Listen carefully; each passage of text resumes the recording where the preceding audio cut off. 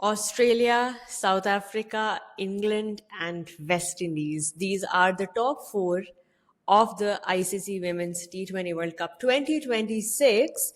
I know a lot of you are upset and disappointed that Team India did not qualify. इस world cup में, to be very honest, India को खुद भी नहीं पता था कि उनका एक्चुअल बेस्ट कॉम्बिनेशन क्या है. तो वो मोमेंटम उनके पास कभी आया ही नहीं क्योंकि वो कॉम्बिनेशन बन ही नहीं पा रहा था. And they had a long time to figure out that combination.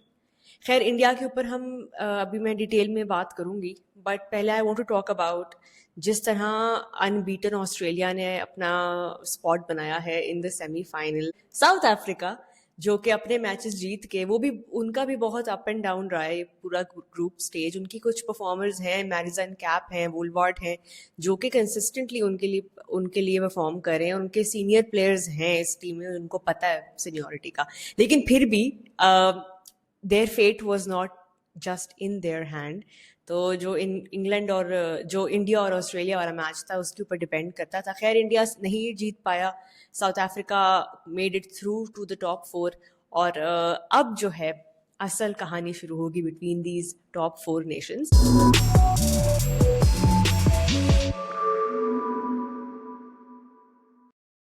Australia world cups में जैसे आते हैं, चाहे वो उनकी मेंस टीम हो या वुमेन्स टीम हो, उनको देख के ऐसा लगता है कि प्रेशर उनको कुछ भी नहीं कहता है. Pressure is there friend. I think they like the pressure, they enjoy the pressure. Semifinal में जिस तरह से वो पहुंचे हैं अनबीटन, और जिस तरह का सॉलिड उनका मिडिल ऑर्डर है, उनको पता है, उनको आते हैं वर्ल्ड कप नॉक्स खेलने, उनको आता है पार्टनरशिप्स क्रिएट करना. And this will not be a challenge for them at all. West Indies के साथ उनका सेमीफाइनल है, इससे ज्यादा वो क्या मांगे अपने. मतलब this could not have been written better for Australia. They're facing West Indies. दूसरे ग्रुप में अगर न्यूजीलैंड ऊपर आ जाती तो शायद हम कहते हैं कि चलो शायद may be, because New Zealand defending champions हैं, तो शायद एक कोई मजेदार मैच बनता, एक बड़ा मैच बनता. But the fact that it's West Indies up against these Australian giants जो कि 6 बार वर्ल्ड कप जीत चुके हैं, इनको फॉर्मूला पता है, उनको नॉकआउट का प्रेशर अब्जॉर्ब करना आता है. उनके प्लेयर्स ने कितनी दफ़ा ये स्टेज एक्सपीरियंस किया हुआ है. और उनके पास उनके मेन टीम के बाद उनकी बी टीम भी बैठी हुई है बेंच पे. They have a really solid squad, और उनकी डेप्थ जो है वो हमेशा हमें नजर आती है इन टूर्नामेंट्स में. सो आई मीन एशले गार्डनर हैं, एलिस पेरी हैं, ऊपर उनके पास ओपनर्स अच्छे हैं. इंडिया वाले मैच में जल्दी भी अगर आउट जिस तरह वो हो गए थे मिडिल ऑर्डर में, उनको पता है कि how to bounce back and how to make a game out of it. और वो 172 उन्होंने चेज किया, जो कि वर्ल्ड कप में पहले चेज नहीं हुआ हुआ इतना score. But to be honest, उनके लिए ये स्कोर्स चेज करना मुश्किल नहीं है. सो वेस्ट इंडीज के लिए एक बहुत बड़ा चैलेंज होने वाला है कि वो कैसे ऑस्ट्रेलिया को रैटल करेंगे. But then again, it's the T20 format. You never know. West Indies have been amazing so far. उनका भी ग्रुप स्टेज इतना कोई स्टेबल नहीं था, कंसिस्टेंट नहीं था. स्कॉटलैंड ने ऑलमोस्ट उनको हरा दिया था, लेकिन उनके काफ़ी अच्छे परफॉर्मर्स हैं. इस तरह हेली मैथ्यूज़ हैं, आलिया अलई है, जो कि इतनी ज़बरदस्त बॉलिंग कर रही हैं. तो एक अच्छी टीम है, लेकिन सवाल अब ये है कि क्या वो सेमीफाइनल के स्टेज पे, जो कि ओवल में खेला जाएगा, क्या वो उस दिन can their players rise to the occasion. क्या वो ऑस्ट्रेलिया का सामना कर सकते हैं उतने ही टॉल और उतने ही वो स्टर्डी बन के. बिकॉज ये भी बहुत इंपॉर्टेंट है कि आपकी बॉडी लैंग्वेज क्या है, मेंटली आप कैसे अप्रोच कर रहे हो गेम को. Are you scared because you are facing a big team, it's a knockout, it's world cup, it's a big stage. All of that will matter. Australia will play like Australia. There is no doubt about that. But I really want West Indies to put up a show, to put up a fight. And I think, I'm assuming most people will be rooting for West Indies, क्योंकि हमेशा अच्छा लगता है जब एक underdog team एक बड़ी team को चैलेंज करती है. तो ये देख के आई थिंक मज़ा आएगा. Not taking anything away from West Indies, they have earned their spot in the semi-final, but I would love to see a thriller. here at the Oval. India, on the other hand, will be disappointed and frustrated क्योंकि एक बार फिर T20 world cups में उनसे momentum नहीं पकड़ा गया. I am a big fan of Harmanpreet Kaur. उन्होंने इस वर्ल्ड कप में एक बहुत बड़ा माइलस्टोन अचीव किया. 200 T20 आईज खेलने वाली वो पहली प्लेयर बनी है in the history of the format. ये एक अपनी जगह पे एक बहुत बड़ी बात है. और क्योंकि वो हर एडिशन खेली है T20 वर्ल्ड कप का, तो उनसे बेहतर इस प्रेशर को इंडियन टीम में कोई नहीं जानता है. और दूसरी तरफ obviously she just one the ODI world cup, तो एज अ कैप्टन उनके ऊपर कोई डाउट नहीं है किसी को कि वो एज अ लीडर कैसी है. उनका टीम में सिर्फ होना ही एक बहुत बड़ा साइकोलॉजिकल बूस्ट है फॉर दिस इंडियन टीम, क्योंकि they look up to her, everyone looks up to Harmanpreet Kaur. She is an icon. लेकिन अब क्योंकि वो T20 वर्ल्ड कप में एक बार फिर बाहर हो गए हैं, वो भी ऑस्ट्रेलिया ने उनको भी एक बार फिर बाहर कर दिया है. अब सवाल उठेंगे उनकी अप्रोच पे टुवर्ड्स द T20 फॉर्मेट. और यहाँ पे एक बहुत मेजर डिसीजन इंडिया को लेना पड़ेगा कि क्या उनका अप्रोच टुवर्ड्स T20 फॉर्मेट यही रहने वाला है till the next world cup, जिसमें कि उनका कॉम्बिनेशन को लेके कन्फ्यूजन्स हैं.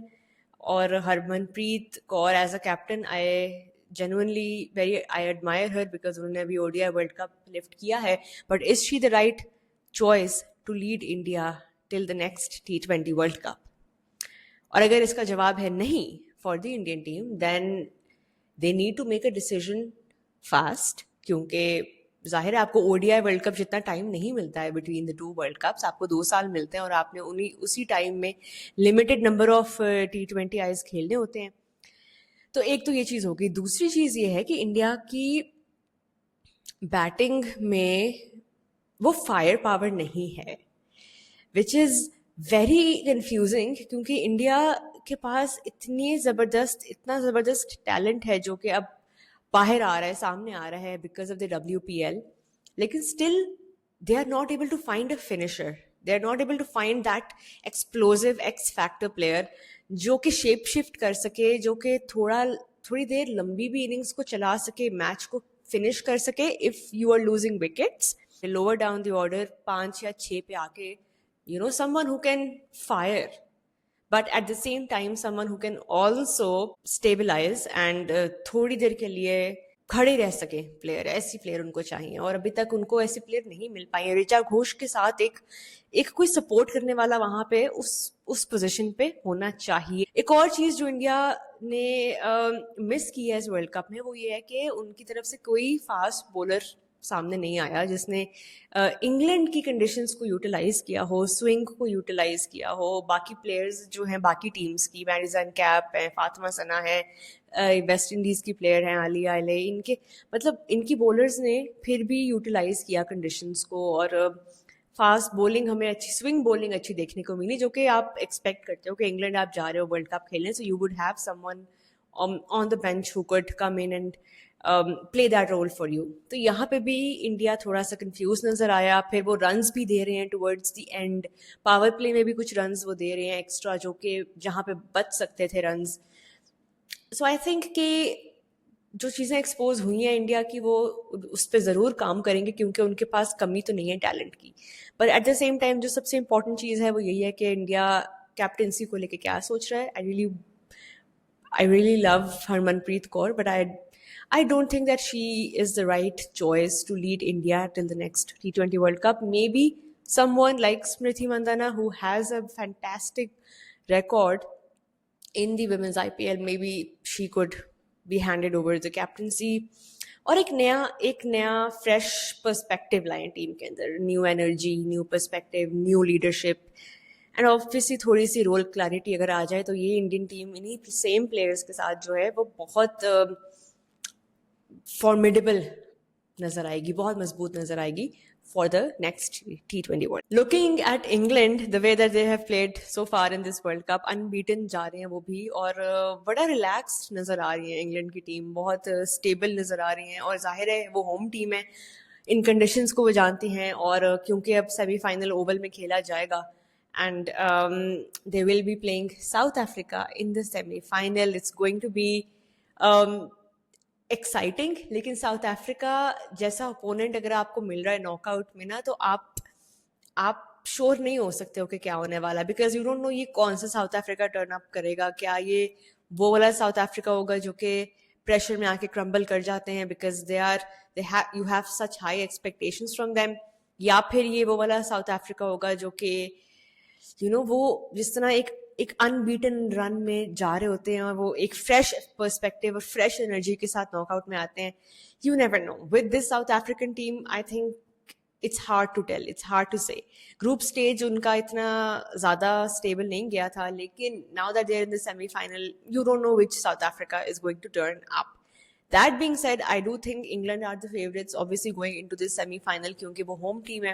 और डैनी वाइट हॉज जिस तरह की फॉर्म में है, she did 105 against Sri Lanka in the opening game. Then she made 65 against West Indies and then an 89 not out against New Zealand. मतलब उनके बैट से रन्स आना रुक ही नहीं रहे। वो ऐसे फ्लो में है और ऐसे टच में है कि she could easily end up as the top scorer and perhaps the player of the tournament if England win the World Cup. लेकिन so far England की जो कैंपेन है वो बहुत खूबसूरती से अपनी मंजिल की तरफ जाती हुई नजर आ रही है। The only thing that can stop England from winning the World Cup are Australia. लेकिन at the same time, hear me out. We love watching these star players, perform at the big stage. जैसे Ellyse Perry हैं, जैसे Danny white हॉज हैं. But I also want to see a final between two exciting and unfamiliar teams when it comes to final matches. Like जिस तरह last World Cup के हमने final में देखा था South Africa and New Zealand, and that there was a possibility कि एक brand new champion होगा. I'd like to see that. Maybe South Africa play West Indies in the final. I mean, wouldn't that be amazing? But I know, too much to hope for. इस बार record number में लोग आए हैं देखने के लिए matches. तो it would be great for the women's game अगर हमें एक न्यू चैंपियन मिले जैसे कि हमें लास्ट एडिशन में मिला था. So would love to see that, but realistically I don't think that will happen क्योंकि Australia are just so annoyingly good that they make these World Cups a little bit boring to watch, if I'm being honest. Anyway, England, home team, have the advantage, have the players, have the momentum. I think they're pretty good to go against South Africa, जो उनका semi-final खेला जाएगा. So I am picking England as favorites in that semi-final. But at the same time, guys, I don't know if you will agree, but I don't want to watch an Australia-England final. Anyway, this was the mid-tournament hai, almost end of tournament review. Let me know what you guys think, and I want to know कि आप लोग किस team को support कर रहे हैं for the semi-finals, and who do you think will play the final. Excited for all the action that lies ahead. Thank you for watching, and please make sure कि आप subscribe करें to the channel, and आप please like भी करें, comment भी करें, and share भी करें, because why not? I mean, please do that. Thank you, and see you in the next one.